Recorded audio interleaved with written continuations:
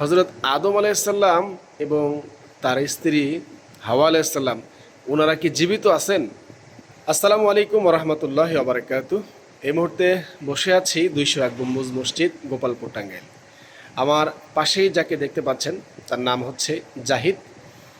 তো আমাকে সে আজকে একটা প্রশ্ন করেছে। তার প্রশ্নটা ছিল যে আমি ওর মুখ থেকে শুনতে চাই। জি, তোমার প্রশ্নটা তুমি আরেকবার বলো। বলো বলো বলো। আচ্ছা, যাই হোক, সে এখন লজ্জা পাচ্ছে। তো আমি প্রশ্নটা বলি। তো সে আমাকে প্রশ্ন করতেছে, হুজুর, হজরত আদম আলাইসাল্লাম এবং তার স্ত্রী হাওয়া আলাইসাল্লাম ওনারা কি জীবিত আছেন? তো আমি প্রথমে এই প্রশ্নটা শোনার পর 2-1 সেকেন্ড ভাবলাম যে কি উত্তর দিব।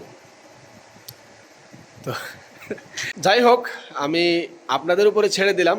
আপনারা কমেন্টে উত্তর দিয়ে যাবেন তার প্রশ্নর উত্তরটা। সবাইকে ধন্যবাদ।